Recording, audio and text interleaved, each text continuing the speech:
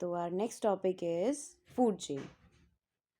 What is food chain? Food chain is a sequence of organism in which one organism is eaten by another, showing the transfer of energy and nutrients from one organism to another.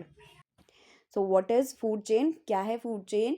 एक sequence है organism का जिसमें एक organism दूसरे को खा रहा है, फिर कोई तीसरा ऑर्गेनिज्म है वो दूसरे को खा रहा है ना। इस तरीके से एक सीक्वेंस चलता है ऑर्गेनिजम्स का।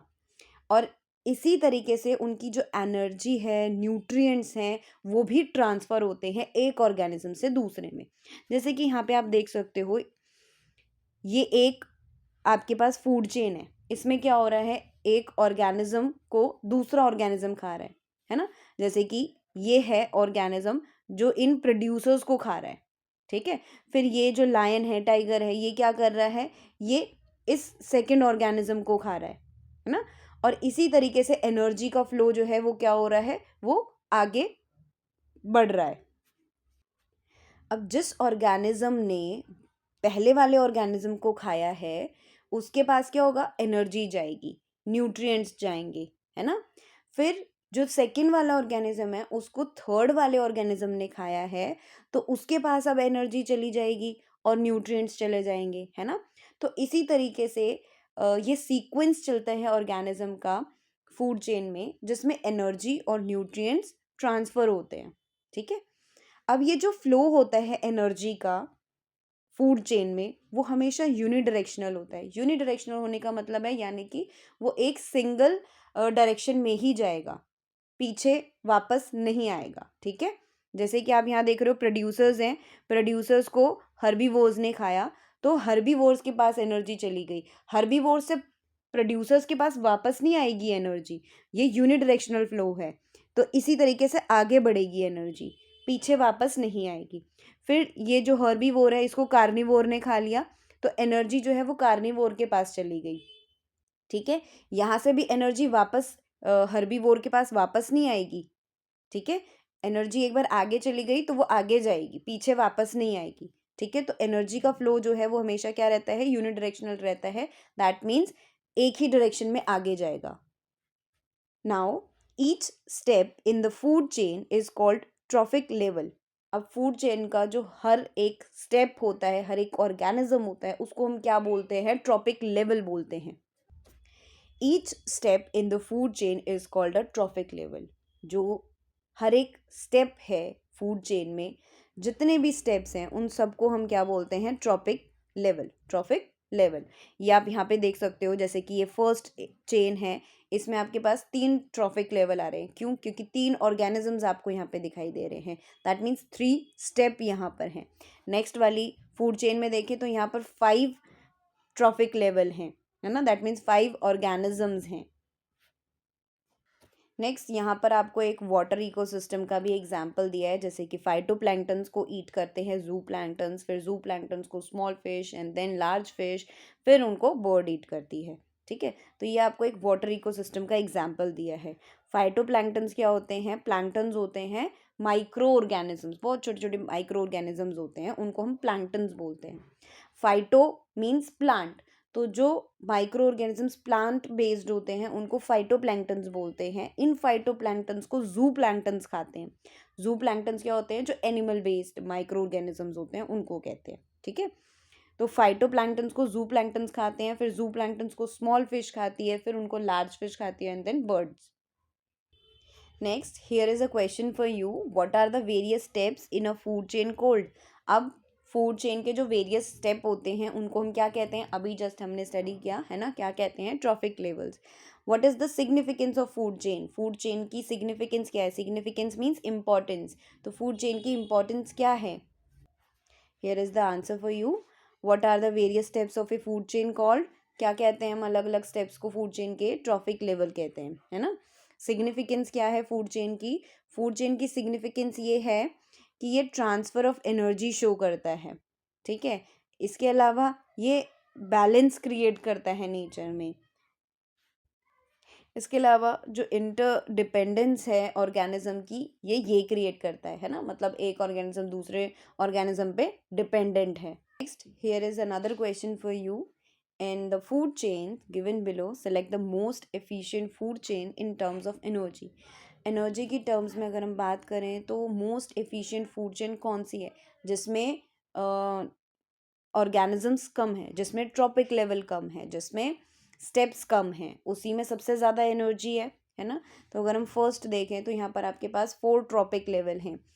नेक्स्ट बी पार्ट में आपके पास 3 ट्रॉपिक लेवल हैं। थर्ड पार्ट में आपके पास 2 ट्रॉपिक लेवल हैं और फोर्थ पार्ट में आपके पास 4 ट्रॉपिक लेवल हैं। तो इनमें से सबसे ज़्यादा एफिशिएंट कौन सी हुई? थर्ड वाली। क्यों? क्योंकि इसमें सिर्फ 2 ट्रॉपिक लेवल हैं, जिसकी वजह से एनर्जी का ट्रांसफ़र ज़्यादा से ज़्यादा है। मतलब जो आपकी एनर्जी है वो ज़्यादा लोगों के पास ट्रांसफ़र नहीं हो रही है, क्योंकि ट्रॉपिक लेवल क्या है? कम है। जितनी छोटी फूड चेन होगी उतना ही एनर्जी का लॉस कम होगा। Next our topic is food web. What is food web? Food web is a network of interconnected food chains that shows feeding relationships among organisms in an ecosystem. That means जब बहुत सारी food chain interconnect हो जाती है, एक network बना देती है, एक वेब जैसा नेटवर्क बना देती है, उसी को हम बोलते हैं फूड वेब। अब ये जो नेटवर्क रहता है इसमें हमें क्या क्या चीज़ें देखने को मिलती है, क्या क्या चीज़ें ये शो करता है? ये फीडिंग रिलेशनशिप शो करता है, यानी कि कौन से ऑर्गेनिजम्स को कौन सा ऑर्गेनिज्म और खाएगा या किसको कौन खाने वाला है ना। तो ये फीडिंग रिलेशनशिप देखने को मिलता है आपको इस इकोसिस्टम में, इस फूड वेब में। इम्पोर्टेंस क्या होती है फूड वेब की? फूड वेब जो है वो इकोसिस्टम में बैलेंस क्रिएट कर provides alternative food sources for organisms. जो भी ऑर्गेनिजम्स हैं उन सबको एक ऑल्टरनेटिव फूड सोर्स मिलता है, ठीक है। यानी कि उनके पास ऑप्शंस होते हैं, उनके पास चॉइसेस होते हैं कि वो किसी को भी खा सकते हैं। और प्लस ये इकोसिस्टम को और भी ज़्यादा स्टेबल बनाते हैं। Next our topic is trophic level. Trophic level क्या होते हैं? ईच स्टेप और level of the food chain forms a trophic level. यानी कि जो हर स्टेप है फूड चेन में, हर स्टेप को हम क्या बोलते हैं? ट्रॉफिक लेवल बोलते हैं। इसमें सबसे पहले यानी कि सबसे बॉटम में कौन आते हैं? ऑटोट्रॉप्स आते हैं। ऑटोट्रॉप्स जिनको हम प्रोड्यूसर्स भी बोलते हैं, और ये आपका फर्स्ट ट्रॉपिक लेवल होता है, ठीक है। इनका काम क्या है? ये सोलर एनर्जी को फिक्स करते हैं, है ना, और फूड प्रिपेयर करते हैं सो दैट सभी के लिए एनर्जी अवेलेबल हो पाए, जो भी अब उनको आगे खाने वाले हैं। दैट मीन्स हेट्रोट्रॉप्स हैं जो आगे। तो प्रोड्यूसर्स यानी कि जो ऑटोट्रॉप्स हैं उनका काम है सोलर एनर्जी को फिक्स करना और एनर्जी को सबके लिए अवेलेबल कराना। तो जो प्रोड्यूसर्स होते हैं आपके, वो क्या होते हैं? वो लार्ज अमाउंट में रहते हैं। जैसे आपको ये पिरामिड दिख रहा है, वो क्या है? वो आपको कैसा दिख रहा है? अपवर्ड डायरेक्शन में दिख रहा है ना, जिसमें प्रोड्यूसर्स का अमाउंट ज़्यादा है। फिर आपके आते हैं नेक्स्ट हर्बीवोर्स, यानी कि प्राइमरी कंज्यूमर्स। प्राइमरी कंज्यूमर्स किस में आते हैं? सेकेंड ट्रॉफिक लेवल में आते हैं। ये जो आपका पोर्शन है इसको हम बोलते हैं सेकेंड ट्रॉफिक लेवल, जिसमें प्राइमरी कंज्यूमर्स आते हैं। प्राइमरी कंज्यूमर्स आपके कौन से होते हैं? हर्बीवोर्स। हर्बीवोर्स ये क्या करेंगे? ये डायरेक्ट इनटेक करेंगे प्रोड्यूसर्स को, ठीक है। यानी कि प्रोड्यूसर्स को सबसे पहले खाने वाले कौन है? हर्बीवोर्स खाने वाले हैं, यानी कि प्राइमरी कंज्यूमर्स खाने वाले हैं। अब एनर्जी जो है वो इनके पास ट्रांसफ़र हो जाएगी, ठीक है। और आपको दिख रहा होगा जो प्राइमरी कंज्यूमर्स हैं वो प्रोड्यूसर से कम है, उनका अमाउंट प्रोड्यूसर्स से कम है, उनकी पॉपुलेशन प्रोड्यूसर्स से कम है। नेक्स्ट अगर हम थर्ड ट्रॉफिक लेवल पे चलें, थर्ड ट्रॉफिक लेवल पे आपको क्या दिख रहा है? सेकेंडरी कंज्यूमर्स देखने को मिल रहे हैं। अब ये जो सेकेंडरी कंज्यूमर्स हैं ये कहाँ पर आ रहे हैं? ये थर्ड ट्रॉपिक लेवल में आ रहे हैं, ठीक है। इनका काम क्या होता है? इनका काम है प्राइमरी कंज्यूमर्स को खाना, ठीक है। प्राइमरी कंज्यूमर्स को खाना, यानी कि इनका काम है हर्बीवोर्स को खाना, ठीक है। अब इनका जो अमाउंट है सेकेंडरी कंज्यूमर का, वो प्राइमरी कंज्यूमर से भी कम हो जाएगा, ठीक है। उनकी पॉपुलेशन प्राइमरी कंज्यूमर से भी कम हो जाएगी। ये जो है आपके सेकेंडरी कंज्यूमर्स में जो ऑर्गेनिजम्स आते हैं, इन्हें हम स्मॉल कार्निवोर्स कहते हैं, ठीक है। नेक्स्ट जो आपका थर्ड ट्रॉपिक लेवल है, उसके बाद अब आता है आपका fourth trophic level. Fourth trophic level जो कि आपका टर्शरी कंज्यूमर्स इसमें आते हैं। टर्शरी कंज्यूमर्स यानी कि ये भी आपके क्या हैं, कार्निवोर्स हैं, जो अब सेकेंडरी कंज्यूमर्स को खाएंगे। ठीक है, सेकेंडरी कंज्यूमर्स को खाएंगे और उनसे एनर्जी लेंगे। तो ये जो टर्शरी कंज्यूमर्स हैं इनका अमाउंट क्या होता है, सेकेंडरी कंज्यूमर से कम होता है, इनकी पॉपुलेशन सेकेंडरी कंज्यूमर से कम होती है। सेम एज इट इज जो आपका लास्ट ट्रॉपिक लेवल होता है, फोर्थ ट्रॉपिक लेवल हो गया, उसको जो आपका लास्ट ट्रॉपिक लेवल है वो खाता है। ठीक है, तो जैसे कि आपको यहाँ पे दिख रहा है आपका फोर्थ के बाद कौन सा आ रहा है, फिफ्थ ट्रॉपिक लेवल यहाँ पर यूज हुआ है। फिफ्थ ट्रॉपिक लेवल में आपका टॉप कार्निवोर आता है। टॉप कार्निवोर का काम क्या है, जो आपका उससे पहले वाले ट्रॉपिक लेवल है उसको खाना, उस कार्निवोर को खाना। ठीक है, टॉप कार्निवोर टॉप लेवल पे आता है, सबसे ऊपर रहता है ना। लास्ट का ट्रॉपिक लेवल टॉप कार्निवोर का होता है। ठीक है, यानी कि सबसे लास्ट में एनर्जी किसके पास है, उसी के पास है। थर्ड और फोर्थ ट्रॉपिक लेवल के बाद आपके पास ज़्यादा एनर्जी वैसे भी नहीं बचती है, तो ट्रांसफ़र के लिए एनर्जी बहुत कम रह जाती है। इसीलिए आपके जो ट्रॉपिक लेवल्स है वो ज़्यादा से ज़्यादा 3 to 4 लेवल्स तक ही रहते हैं, और मैक्स टू मैक्स आपके 5 ट्रॉपिक लेवल तक जाते हैं। क्यों, क्योंकि इनके बाद आपकी एनर्जी जो है वो ट्रांसफ़र होने के लिए बचती ही नहीं है। परसेंट लॉ एक ऐसा लॉ है जिससे हमें ये पता चलता है कि हर ट्रॉपिक लेवल पे कितनी एनर्जी अवेलेबल होगी। ठीक है, कि कोई पर्टिकुलर ट्रॉपिक लेवल पे किसी को एनर्जी कितनी अवेलेबल हो सकती है। यहाँ पे हमने एग्जाम्पल में एक 3 ट्रॉपिक लेवल की फूड चेन ली है, जिसमें आप देख सकते हो आपके पास है प्रोड्यूसर्स, हर्बीवोर और कार्निवोर। ठीक है, तो सबसे पहले सन से एनर्जी जो है वो आ रही है, सन से एनर्जी आई। प्रोड्यूसर्स ने सन की एनर्जी को क्या किया, अपने पास कन्वर्ट किया और उससे फूड बनाया। ठीक है, तो अज्यूम कर रहे हैं सन से जो एनर्जी आई है प्लांट्स को कितनी मिल रही है, 1000 जूल एनर्जी। 1000 जूल्स है, उसमें से 10 जूल्स जो है उसने अपने पास सेव करके रख लिया प्रोड्यूसर ने, कि उसको कोई खाएगा तो उसके काम आ जाएगी ये 10 जूल्स की एनर्जी, है ना। बाकी की 1000 में से 10 को निकाल दिया हमारे पास। अब 1000 में से 10 को निकाल दिया, है ना, तो हमारे पास कितना बचता है, 990। अब ये जो 990 की एनर्जी है ना वो प्रोड्यूसर अपने लिए यूटिलाइज करेगा। अपने लिए कैसे, अपनी लाइफ प्रोसेसेस को परफॉर्म करने के लिए और हीट की फॉर्म में एनवायरनमेंट को रिटर्न करने के लिए।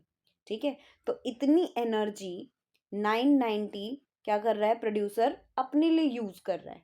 ठीक है, बाकी की 10% जो थी, 1000 का 10% क्या हो गया, 10, है ना। बाकी की 10 जूल्स की जो एनर्जी है उसने अपने पास स्टोर करके रख ली, कि उसको कोई खाएगा तो उसके पास चली जाएगी, उसको भी एनर्जी मिल जाएगी। तो अब ऐसे ही हुआ, डियर ने इसको खा लिया, प्रोड्यूसर ने, हर्बीवोर ने प्रोड्यूसर को खा लिया।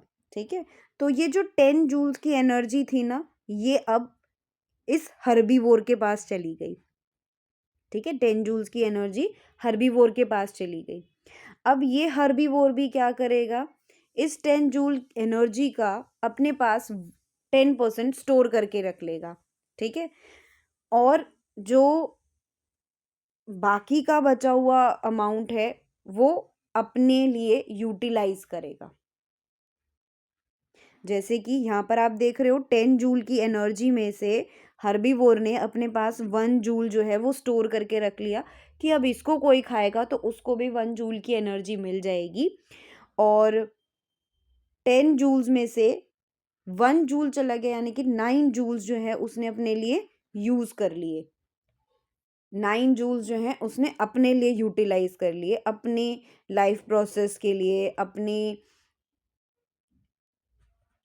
अपनी लाइफ प्रोसेस को परफॉर्म करने के लिए, और हीट की फॉर्म में सराउंडिंग्स को एनर्जी रिटर्न करने के लिए।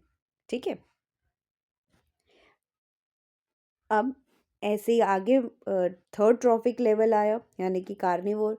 अब इसने क्या किया, जो 1 जूल की एनर्जी इसको मिल रही है हर्बीवोर से, इसने उसको खाया और इसको 1 जूल की एनर्जी मिल गई। 1 जूल की एनर्जी जो इसको मिली है, अब 1 जूल का 10% ये अपने पास स्टोर कर लेगा। ठीक है, 1 जूल का 10% ये अपने पास स्टोर कर लेगा, जो कि है इसके पास 0.1 जूल। यानी कि इसने पास अपने पास 0.1 जूल रख लिया कि अब इसको कोई खाएगा तो उसके काम आ जाएगा, है ना। और बाकी का 0.9 जूल जो है वो इसने भी अपनी लाइफ प्रोसेस के लिए और एनवायरनमेंट को हीट की फॉर्म में रिटर्न करने के लिए रख लिया। When one form of energy is change into another, जब एक फॉर्म से दूसरी फॉर्म में एनर्जी कन्वर्ट होती है तो उससे क्या होता है, कुछ अमाउंट जो है एनर्जी का वो एनवायरनमेंट में लॉस्ट हो जाता है, जो कभी वापस रिटर्न नहीं होता। ठीक है, अब यहाँ पे क्या होता है, जो ग्रीन प्लांट्स हैं वो क्या करते हैं, वो सन की सिर्फ 1% एनर्जी को कैप्चर कर पाते हैं और उसको कन्वर्ट कर पाते हैं, ठीक है, फूड एनर्जी में। जब प्राइमरी कंज्यूमर इन्हीं ग्रीन प्लांट्स को खाते हैं तो एनर्जी उनके पास ट्रांसफ़र होती है ना, कन्वर्ट होती है। तो जब ये एनर्जी कन्वर्ट हो रही होती है और ट्रांसफ़र हो रही होती है, उसी टाइम पर बहुत सारी अमाउंट ऑफ हीट एनर्जी जो है वो क्या हो जाती है, लॉस्ट हो जाती है, एनवायरनमेंट में चली जाती है, जो कभी काम नहीं आती और ना ही रिटर्न होती है। ठीक है, तो ऑन एवरेज सिर्फ 10% एनर्जी ही क्या होती है, ट्रांसफ़र हो पाती है एक लेवल से दूसरे लेवल में। नेक्स्ट, अब क्योंकि इतनी ही बहुत कम अमाउंट ऑफ एनर्जी ही नेक्स्ट ट्रॉपिक लेवल में जा पाती है ना, कंज्यूमर्स में बहुत कम अमाउंट ऑफ एनर्जी ही ट्रांसफ़र हो पाती है, इसीलिए जो आपकी फूड चेन है उसमें सिर्फ 3 to 4 लेवल्स ही रखे जाते हैं। ठीक है, उनसे ज़्यादा उसमें नहीं रखते हैं। ठीक है, क्यों, क्योंकि फिर आगे वाले स्टेप्स में, आगे वाले ट्रॉफिक लेवल्स में एनर्जी ही अवेलेबल नहीं हो पाती। नेक्स्ट इज, यहाँ पर आपके लिए एक क्वेश्चन है, इस फूड चेन में आपको 3 ट्रॉफिक लेवल दिख रहे हैं।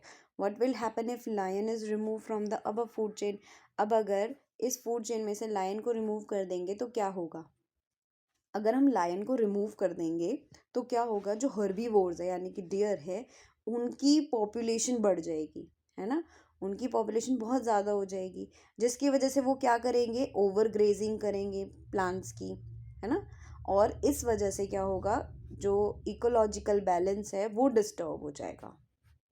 नेक्स्ट, यहाँ पर आप देख सकते हो फ्लो ऑफ एनर्जी। तो फ्लो ऑफ एनर्जी कैसी होती है, यूनिडायरेक्शनल होती है ना, कभी वो पीछे वापस नहीं आती। रिटर्न ऑफ एनर्जी का चार्ट होता है, पिरामिड होता है, वो कैसा बनता है, अपराइट बनता है। ठीक है, अपराइट पिरामिड बनता है। दैट मीन्स जो टॉप कार्निवोर है उसके पास बहुत कम अमाउंट ऑफ एनर्जी रह जाती है, सनलाइट के पास बहुत सारी है, प्रोड्यूसर्स के पास सनलाइट से कम है, लेकिन टॉप कार्निवोर से बहुत ज़्यादा अमाउंट ऑफ एनर्जी प्रोड्यूसर्स के पास है। नेक्स्ट एक और क्वेश्चन यहाँ पे आपके लिए है, given below is a pyramid showing various trophic levels in an ecosystem. From the organisms listed below, identify which one is to be placed at which trophic level. आपको ये बताना है कि कौन से ट्रॉफिक लेवल पे हम किस ऑर्गेनिज्म को रखेंगे। ठीक है, next, discuss the reason why primary consumers will have more energy compare to secondary consumers. Primary consumers के पास सेकेंडरी कंज्यूमर्स से ज़्यादा एनर्जी क्यों होती है, इसका रीज़न बताना है। And why is the base of the pyramid broad. Pyramid होता है, इसका बेस यानी कि जो बॉटम है वो ब्रॉड क्यों रखा जाता है। इन सब के आंसर्स आप यहाँ पे देख सकते हो, जैसे कि जो प्रोड्यूसर है, प्रोड्यूसर यानी कि जो बॉटम है वहाँ पे कौन आएगा, ग्रास। फिर नेक्स्ट, प्राइमरी कंज्यूमर यानी कि ग्रास को कौन खाएगा, हर्बीवोर्स, डियर, रैबिट। फिर डियर रैबिट को कौन खाएगा, स्नेक। फिर स्नेक को कौन खाएगा, लॉयन, है ना। इस तरीके से आपका ये पिरामिड चलेगा। नेक्स्ट, 10% लॉ के अकॉर्डिंग क्या हो पाता है, जो एनर्जी ट्रांसफ़र है, जो एनर्जी है नेक्स्ट ट्रॉफिक लेवल में कितनी जाती है, सिर्फ 10% जाती है, और बाकी की जो 90% रहती है वो कहाँ हो जाती है, वो लाइफ प्रोसेस में यूटिलाइज हो जाती है और हीट की फॉर्म में सराउंडिंग्स को वापस चली जाती हैं। ठीक है, इसलिए जो प्राइमरी कंज्यूमर्स हैं उनके पास सेकेंडरी कंज्यूमर्स से ज़्यादा एनर्जी रहती है।